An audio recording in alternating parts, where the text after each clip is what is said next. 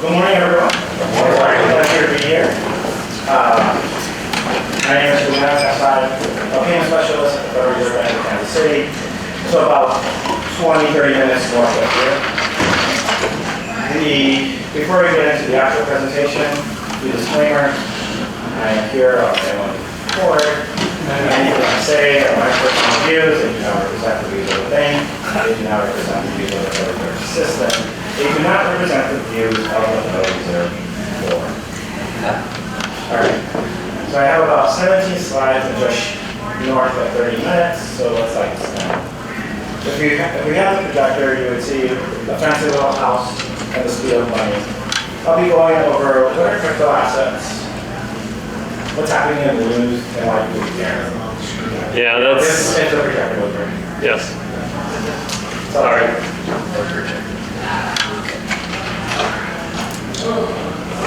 So the evolution of money has been a wild ride.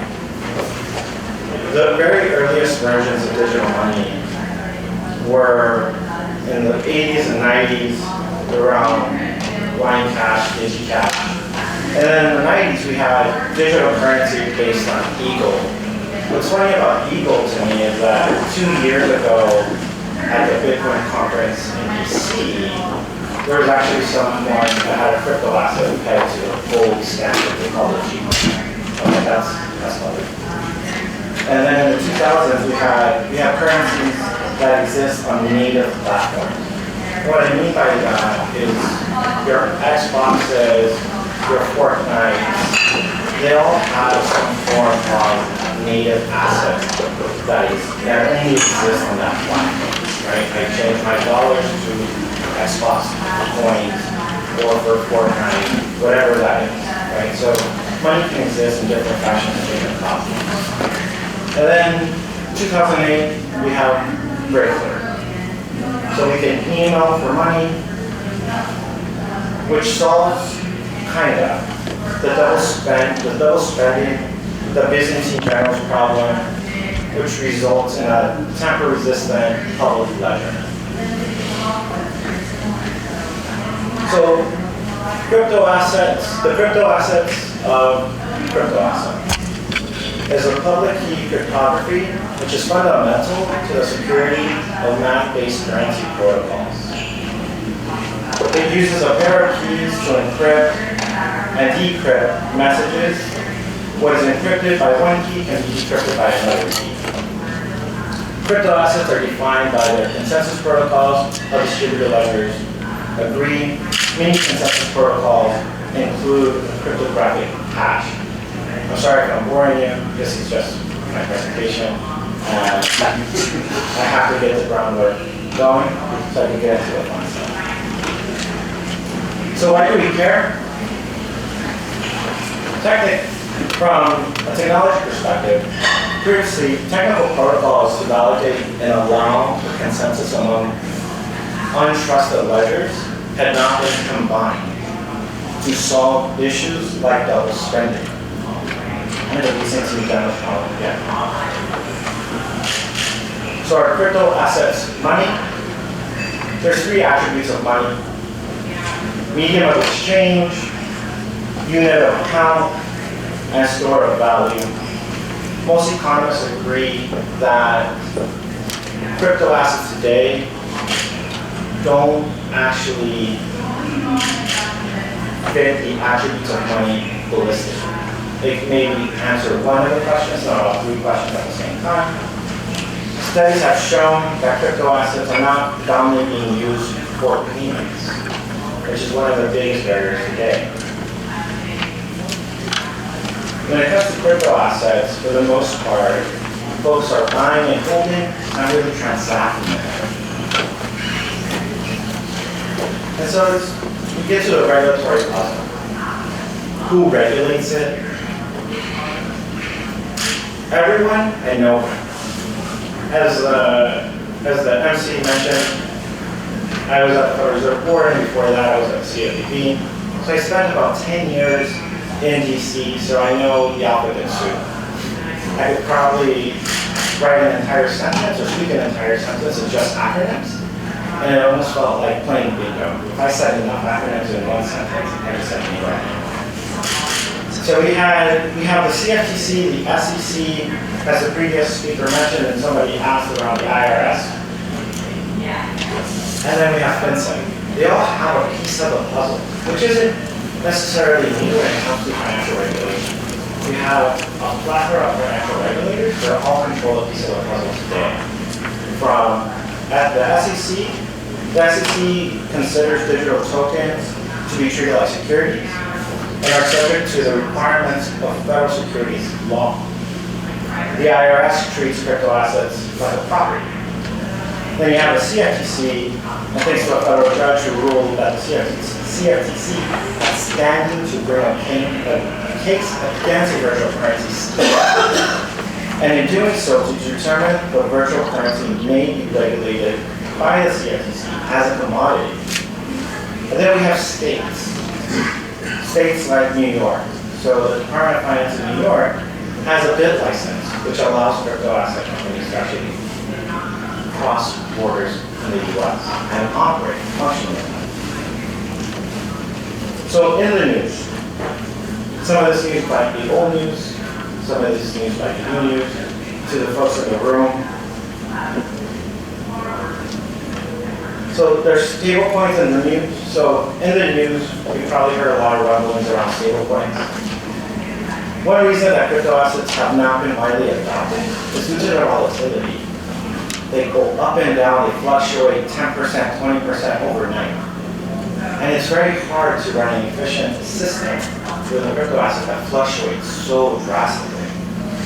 Stablecoins are considered a subset of crypto assets that attempt to peg their value to a target price against a real world asset, typically fiat currency like the dollar.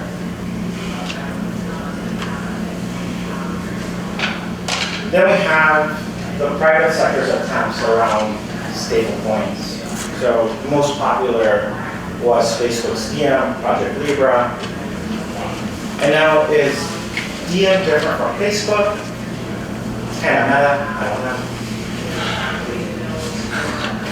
Thanks to Facebook's size, it has the ability for network effects. It has the ability for high adoption. However, there's very big privacy concerns around Project Libra, even before the most recent news that came out. These privacy concerns are, should a private entity be allowed to monitor such things, such intimate details of a person's life as transactions? And then there's data on the other side. You know, there's no denying that Facebook has enough data on all of us to know us better than we know ourselves. And Facebook probably knows us better than our own partners sometimes. So in the news is central banks. What do they do? So a CBDC is a digital payment instrument denominated in the national unit of account. That is the direct liability of the central bank. The CBDC is distinct from what exists today, which is cash reserves, and commercial bank money. So why do we actually care? Technology, because of technology. That's because of how our society has evolved. Technology has changed the way that we interact with everything, with our physical hardware when it works, to how we engage. I mean, I'm here in person today, but I could have quite easily been on this big screen next to me, sort of like Zordon in Power Rangers. Probably just not as long as this. So technology has changed everything, right? And it's why we're all here today. I remember 10 years ago, the most efficient way to split a tab with a friend of mine after a night out of drinking was to walk to the closest ATM, literally take out cash and give that person cash. That was the most efficient one. I know some of you here are like, why didn't you write a check? I didn't have checks then. I still didn't have checks. It's just not possible. What we hope to do, what the Federal Reserve hopes to do though, and which was announced in 2019 with FedNow, is the ability to move money at the speed of today's economy, 24/7 by 365. FedNow is the largest investment in infrastructure that the Fed has done in 40 years. Let that sink in a little bit. The last thing the Fed built was the ACH system.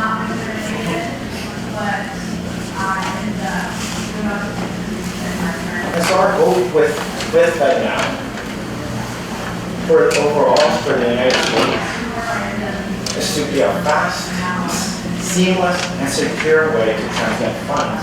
And although it's called FedNow, it would be available in 2020.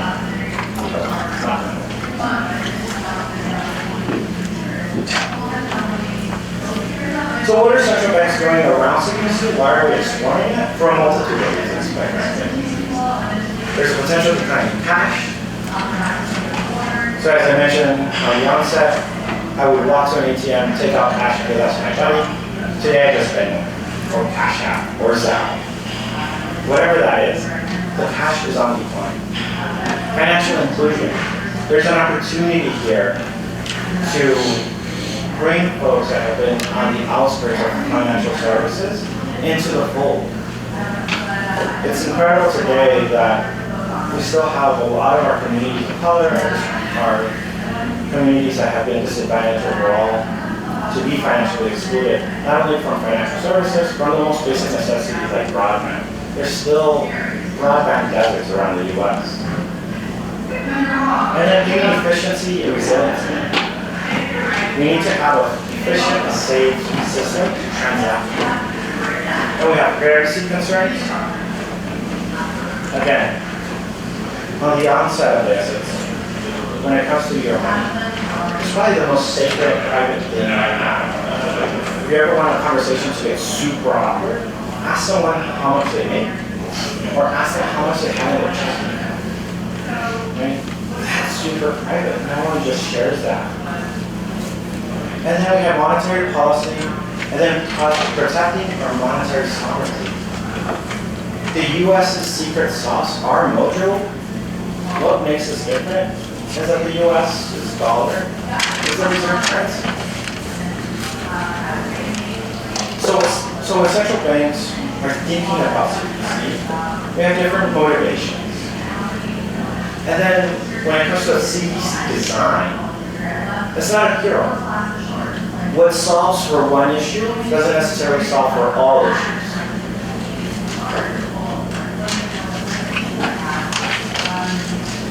So there's a few examples currently in the market around CBDC, what's happening. So first off, we have the European Central Bank, which is actively studying the issuance of central bank digital currencies. We have private-public partnerships like Risk Bank and collaboration with Accenture, who's trying to figure out what does it look like to do a CBDC. We have the monetary authority, we have the Hong Kong Monetary Authority, Bank of Thailand. They're actively trying to figure out how does cross-border work. Then we have research from Australia and the other central banks on, again, international settlements. The biggest barrier at the moment when it comes to funds, when it comes to money, is trying to send money overseas. I have a grandmother that lives in Mexico. The most efficient way to get money to her is to go to the local Western Union, then she can go to the counterpart Western Union in Mexico and get her funds out, right? That's highly inefficient. It's also expensive, and it's also kind of scary to have my grandma walking around with just a pile of cash. And that's the issue when it comes to that last mile. It's probably the hardest problem to solve in any type of currency. The most advantageous CBDC program at the moment is what the People's Bank of China is currently piloting with their digital currency. However, there's still speculation of, is it a liability? Is it not? So we just simply don't know. There's three foundational principles when it comes to currency, and when it comes to CBDC, and it's do no harm, coexistence, and innovation and efficiency. Do no harm simply means new forms of money supplied by a central bank should continue supporting the fulfillment of public policy objectives and should not interfere or impede a central bank's ability to carry out the mandate of monetary and financial stability. It should be able to coexist. Different types of central bank money, new and existing, should complement one another. And there's innovation and efficiency. There's a role for the public and private sectors in the supply of payment services to create a safe, efficient, accessible system.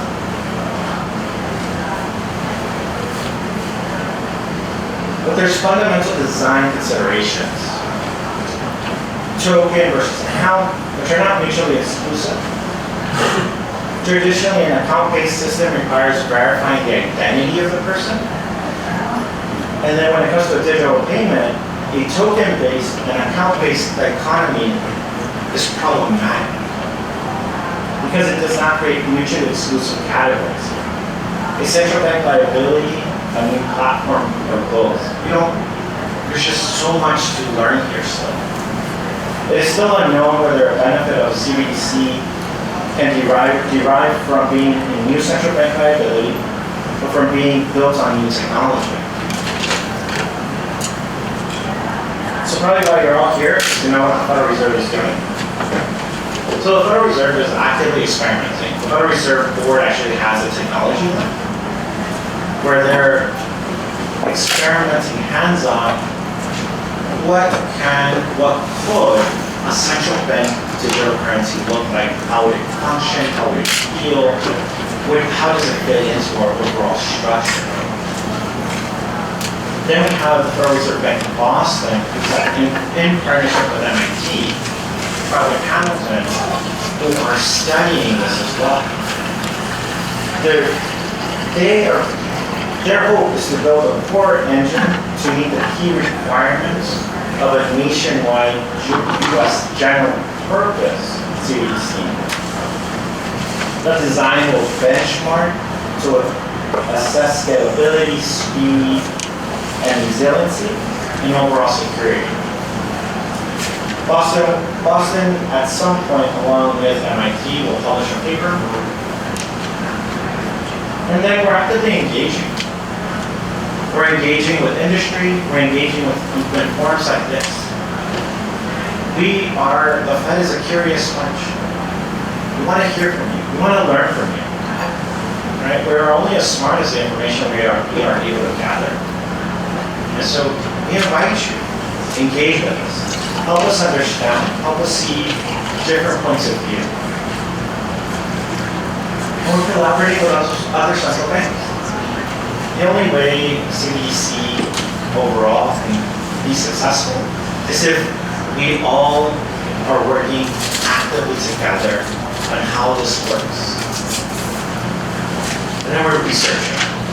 Again, we're a curious bunch. We're hungry for knowledge. So we're actively reading papers from economists, from some of the books that are in this, some of the speakers today, actively reading what they're putting out and try to make sense of it. Trying to see their point of view and then fit it into our structure. How does it work? Does it even fit into our structure? Because a whole new structure needs to be built. Does it need to be designed? So again, I encourage you to engage with us. We are here to serve. I will open it up for questions. I know you guys are not a shy bunch. The gentleman with the full glasses. Thank you. I'm curious, okay, so we have Germany, Spain, and Finland in Europe who have all agreed to self-sovereign identity for banking and their, as far as financial terms. And there's a big, I'm actually an ambassador for the Blockchain Healthcare Today magazine. So we're all concerned about consensus models with a CBC and how much you work with people like a DHSS and other federal agencies to come up with new consensus models for like proof of value, proof of quality outcomes, maybe with DHSS, any other federal agencies that you are interested in. And then further, the 12 federal governors, you go with all of the Fed, regularly meet with Christine Lagrance and others with European commissions. And you guys have been working on a central bank commission, or central bank currency is what you're calling it. And I'm just interested in your thoughts on who and what power will hold the reserve power that you spoke of. I'm sorry, very many questions in there, but basically just ask the self-sovereign identity question. Yeah. That's what, if you guys can, if you can tell me what your thinking is on the self-sovereign identity. So what I can say, A digital twin is what basically the current administration put out a statement and then some research around the opportunities that exist around digital identity and the opportunities of how it could work. That level of work is happening 20, 40 steps above my head, so I couldn't speak to that one. okay.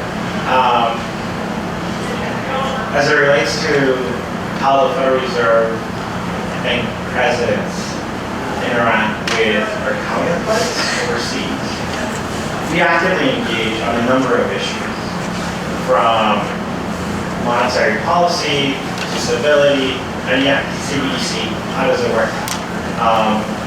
Who's gonna be the winner? We don't know. And it's not I don't know if it's a race to be first. To be frank, I mean, no one's ever accused the Fed, or no one's ever said, whoa, slow down, you're going too fast. So, like, it's hard to say, right? I think Chairman Powell, I think, put it best, is we might not be first, but we will try our hardest to get it right. And how right looks at the moment can be different from what right looks like in 2023. I hope that answers your question. The gentleman in the red.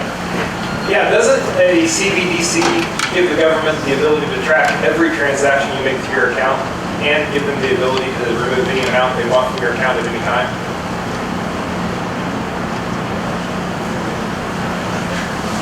No. Why not?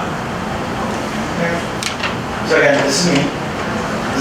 And you're gonna hear like my biases. Yeah, just me, not representing anyone else, just me.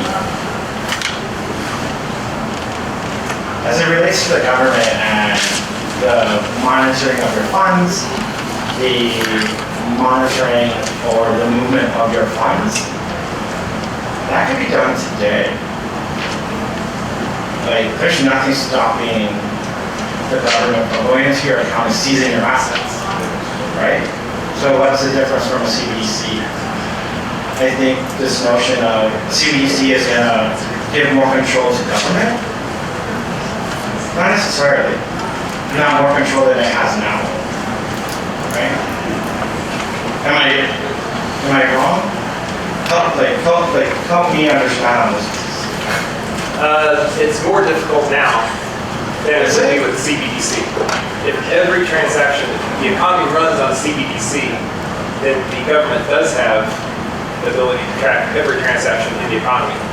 That would be assuming that you have an account at the central bank though, right? The way our structure works at the moment, is we work through big banks, and then our accounts exist at the big bank, right?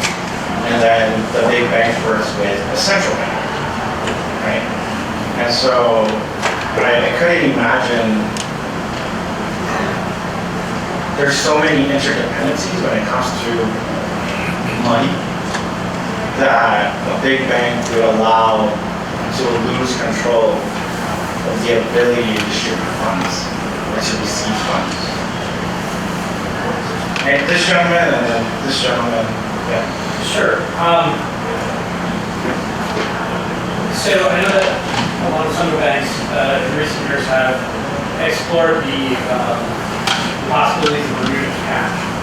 And the CBDC, I don't know, within currency circles is kind of like seen as the replacement for cash. Do you think that is the case? And if so, has the Fed explored the externalities of removing cash from the United States economy? One could argue that the existence of cash today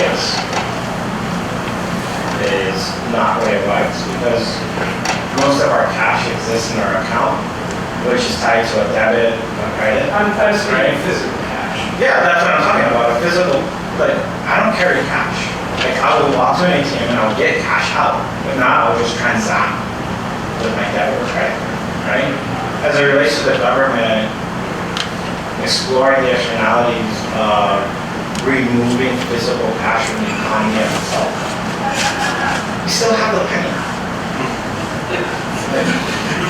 Like, we're still running pennies because there's a potential to cause harm by removing that cent, right? We still are running check systems, even though hardly anyone uses them, right?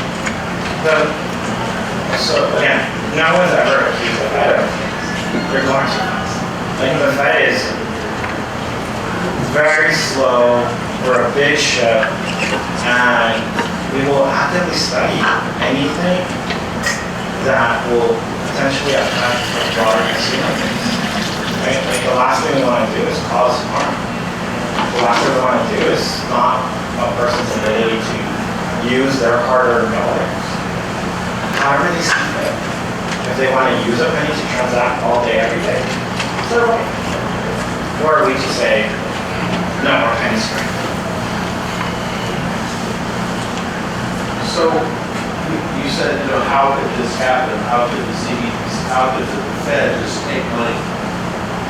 I'm thinking about the recent event with YouTube, where the podcaster, Andy Pompliano, an employee of YouTube just hit a button and he was off of YouTube for a day until it got fixed.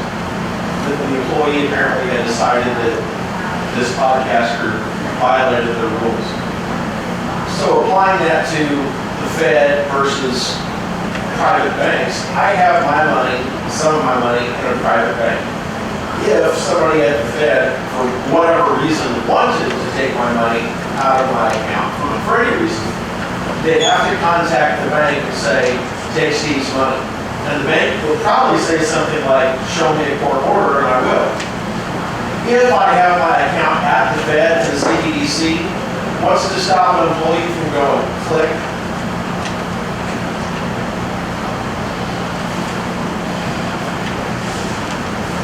There's just a lot of assumptions in that question.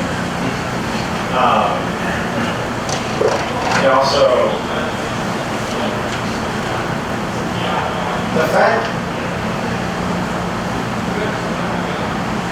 today would never have the ability to actually take anyone's money.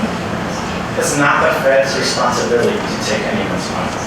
That responsibility falls outside of our organizational structure, and that authority sits with someone like the IRS. You're talking about authority, but I'm talking about physical power. Like, if I had my account at the central bank, could a rogue employee go click? So if I wanted to take the gentleman's money in the black glasses here, and if I was a rogue employee,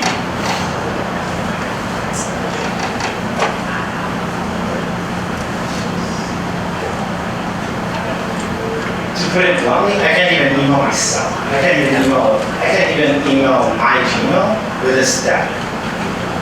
There's so many fail-safes, redundancies built into the system to stop public servants from being bad actors.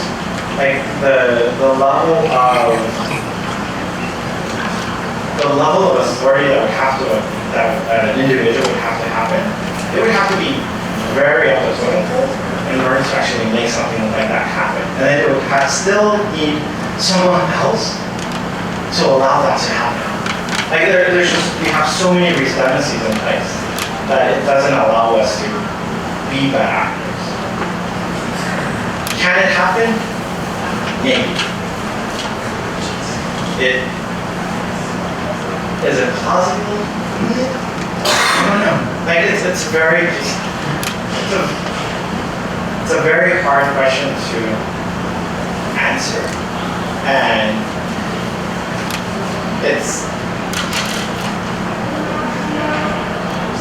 I work for the Fed, and it's like I wouldn't take the guy's money. It's not in my nature, and it's not even my authority. Again, I can't even email myself, so I won't even be able to have access to those funds. Like there's just so many things that would have to go wrong in order for that to happen.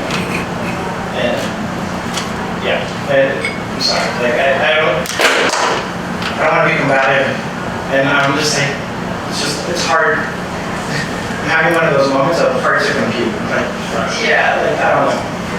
The gentleman in the puffer black jacket, you've been going like this for a while. I gotta save my arm strength.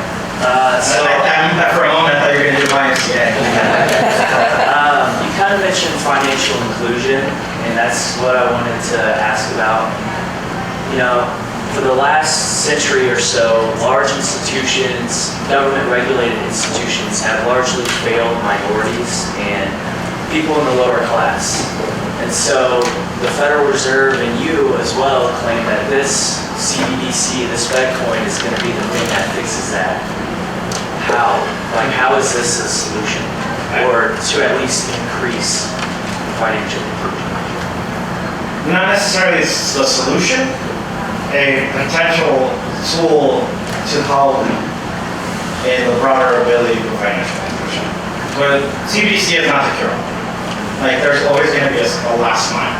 There is no denying that financial institutions, even with regulation, even with laws in place, they're still bad actors, right? Like, going from oldest injustice in terms of like regulation to most current. We had historic inability of communities of color of being able to purchase homes because banks were not lending to communities of color. So we had redlining, which was blatant, and where the term redlining comes is because the banks would literally draw a red line around these communities of color and say, do not lend. And then Congress stepped in, regulation came about in the form of the Home Mortgage Disclosure Act, which now forces financial institutions to actually upload all of their loans with demographic information, with the rate that a consumer was given, the credit score, how much they earn, how much was their down payment, to the CFPB. And then we're able to actively study and see why is person A over here getting a better rate than person B over here, community of color. And we're actively able to go after those bad actors. That's one example of where financial institutions are doing bad, Congress regulation came in and actively tried to resolve it. After the Home Mortgage Disclosure Act came about, loans to communities of color skyrocketed. Despite that, there's still huge disparities that exist today. The most recent example that happened in the last 6 years comes from Ally Financial, specifically their auto lending program. So Ally Financial tried to wrap themselves around, oh, it was the algorithm, it wasn't our fault. And the CFPB was able to see and prove that Ally Financial was charging a point, half a point to a full point higher to communities of color simply for being a person of color, right? Like, and the CFPB took action, right? So, again, there is no denying that financial institutions have disenfranchised, have slowed the growth, have slowed the potential growth of wealth creation for communities of color. From our side, from the public service side, from the government side, we are trying our darndest to actively combat that via regulation, via enforcement actions, via active investigations. Will CBDC be the cure-all? Probably not. It's really hard. There's just communities overall that won't get banked. My own dad fundamentally refuses to pay. So whether there's a CBDC or not, he will not get paid. So will he onboard to the CBDC? He will not. Out of just sheer principle. He's like, no, I don't believe in it. And I feel like that's how most people probably wouldn't be. No. No? I think it's like a true vision of Bitcoin, like Satoshi, to bank the unbanked, and that's why a lot of people use it in Africa, etc. Is if there was a CBDC that was through a MetaMask or something, and someone could acquire cash that they could just use as if in a transaction on the street, they didn't have any kind of banking or KYC, AML. Perhaps there was some way to do that, and then they could have just cash. Yeah. And there could be some kind of without identity. Yeah. And like, again, It would just be a hash mark in some place, in a random place. like he pays a toll to use the first presenter's example. He pays a toll to cash his own check, right? And it pays a premium for it. And Grant, like, and this is me speaking as someone that has worked now in 3 different financial regulatory bodies, the CFPB, the board, and now the FRBKC. And I'm like, hey, like, banks aren't all bad. Like, you're paying a premium to cash your check. You could just have a direct deposit and have access to it instantly. He goes, I could do the same by taking this physical check and going to the check casher and getting cash. Same deal. Like, but you're paying a premium. I was like, I don't care. So, try my darndest. He refuses to give it, right? And I feel that that's what would happen today, whether there was a CBDC or not. If I came with to him and say, hey Dad, you should get your paycheck in Bitcoin, he'd be, hell no. Would he do it in Algorand, like El Salvador is trying to structure the Bitcoin? No. He's just like, he fundamentally believes in hard cash. Easy wallet, yeah.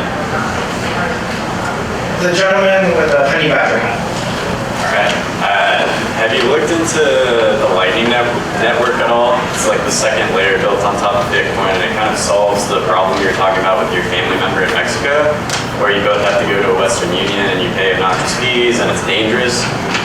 It basically lets you send value across international borders instantly, basically for free. And it seems like a great solution for cross-border payments. Like if your family member lived in El Salvador because they adopted Bitcoin as legal tender and they put in some infrastructure, they don't have to leave their house. As long as they have a cellular connection, they don't have to go to Western Union anymore, and they can receive Bitcoin or they can receive dollars, whatever their preference. And it's instant, it's basically free, and it's way less dangerous, way cheaper. I am not educated enough on that. Yeah, look into the Lightning Network and the app Strike.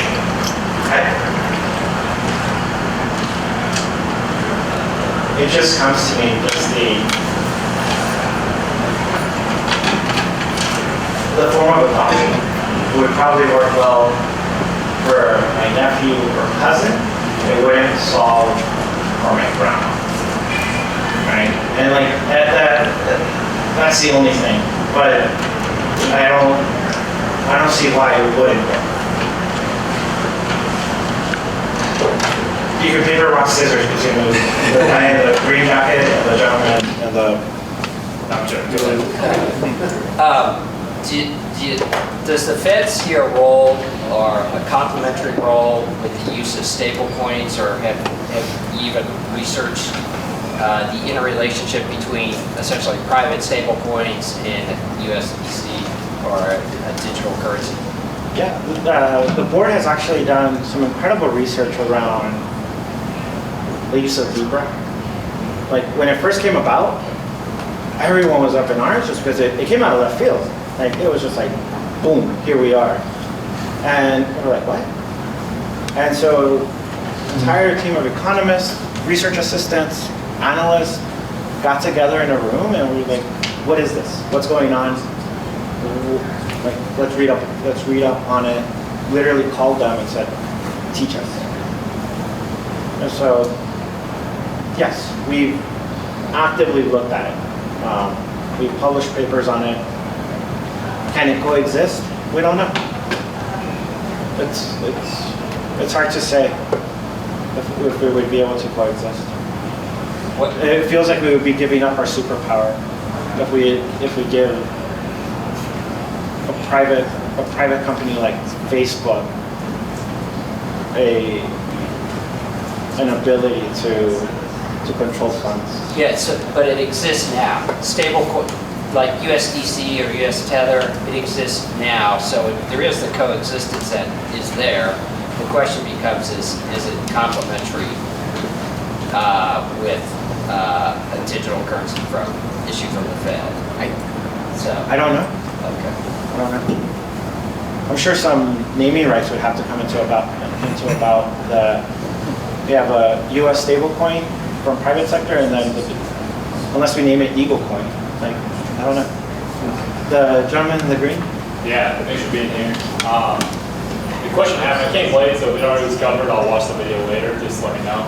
But have you discussed kind of the Michael Saylor and others have opinion that the Bitcoin network or Rails will actually really help and support the Fed and U.S. dollars adoption globally to others? Has that been brought up, or have you guys discussed that in any of your, I guess, meetings?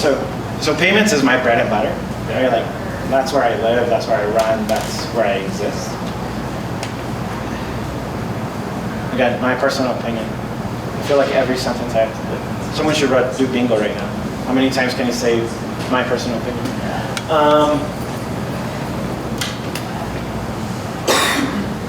Bitcoin at the moment does not have the opportunity to ride public payment rails. Right? It can't ride Fed ACH, it cannot ride FedWire. It has no ability to exist on the payment rails because it doesn't work with the bank. So I think the point would be like that people who couldn't access a dollar though can access basically dollar exposure through Bitcoin, which would How raise would the it need or demand for dollars. Is that what you can ask? How would a person access Bitcoin easier as opposed to a US dollar? 3 million people are doing software today. You just need an internet connection versus like a bank account to get dollars out of or an ATM with a debit card. You literally just need an internet connection and an app.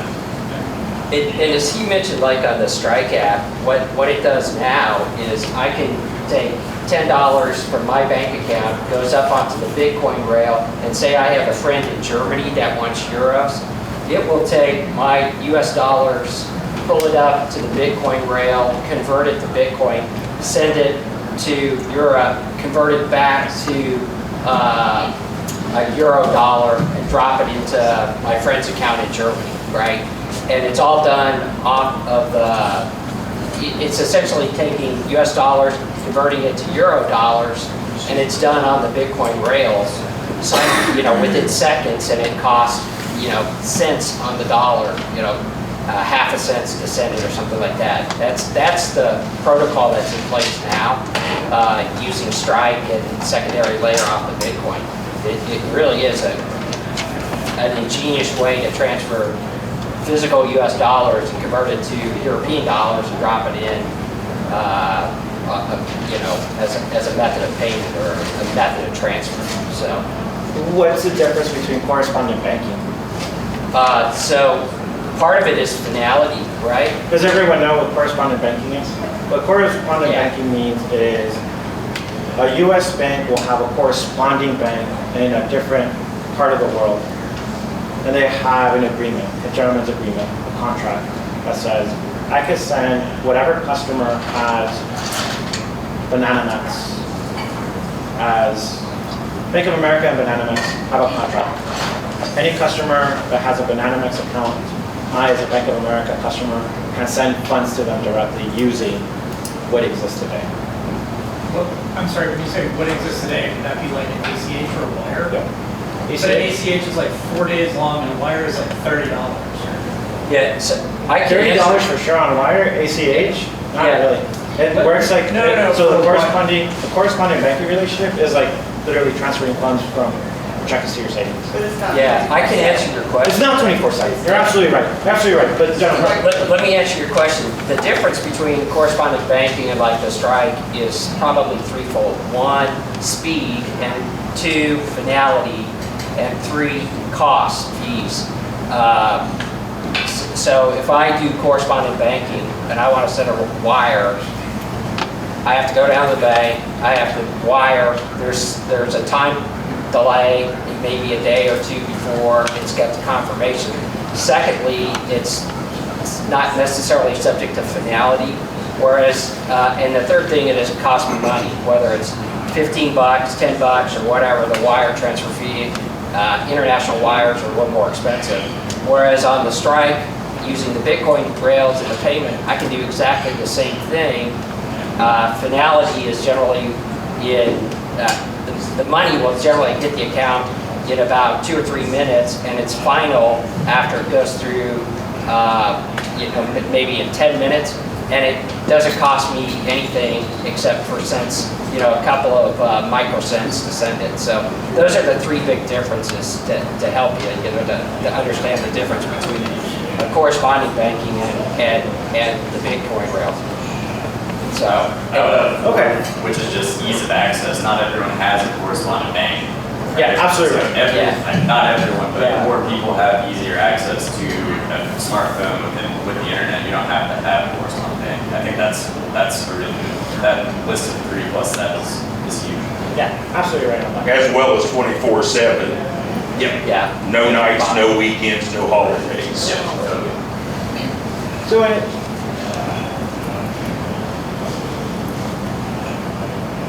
so educate me on what everyone means by 24/7.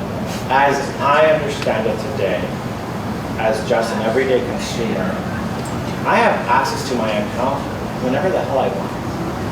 Right? I could transfer funds from my checking to my savings whenever I want. I could transfer funds from my bank account to a different bank account whenever I want, all via a mobile app. Right? So that is 24 hours by 7. In terms of the speed of those funds, it varies, right? Like ACH, a couple of days, wire, only if the bank is open, and it costs a lot. So when everyone says 24/7, We mean permissionless. We do Well- it anytime, anywhere we want. We don't have to produce an ID. Of course, on these like higher level apps like Stripe, it sits as almost like a third level on top of the second level of Lightning. There is that KYC AML that you have to opt into by having already done that with a bank that you link the app with.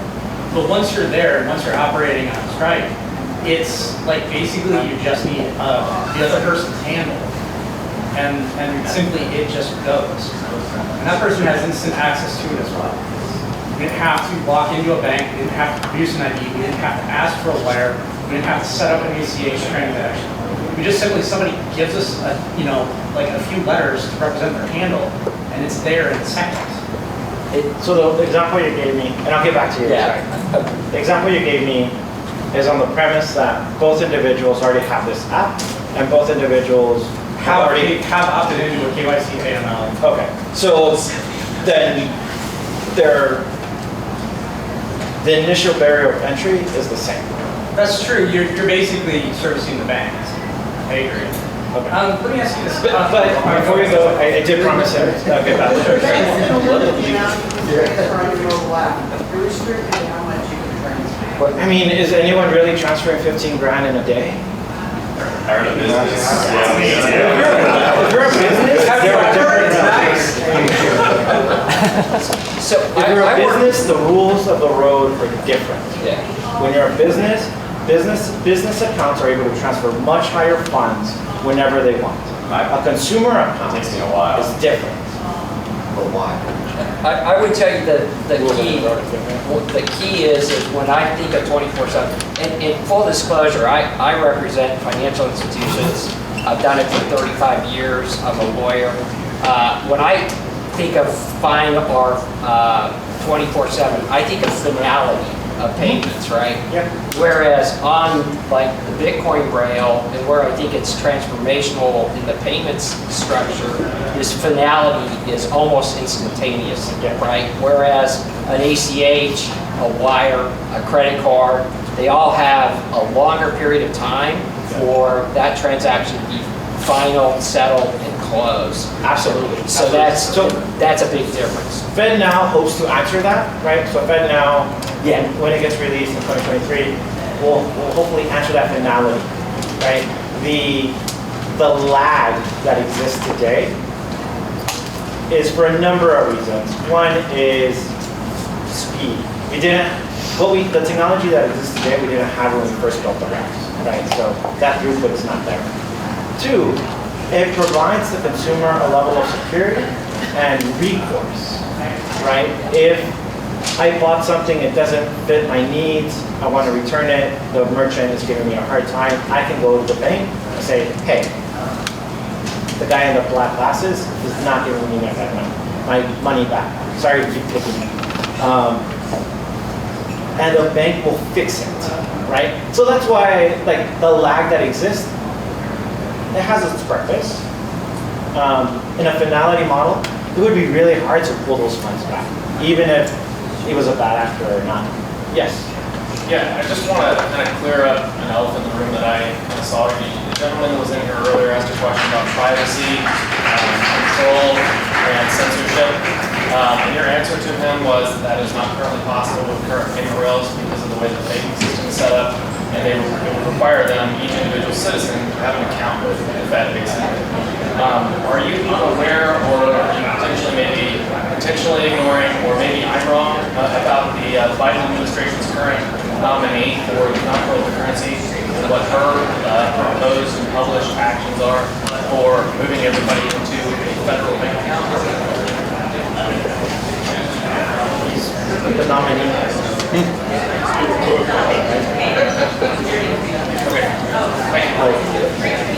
I don't want to give you a non-answer answer, but she's the nominee and she's entitled to her. But it is possible, right?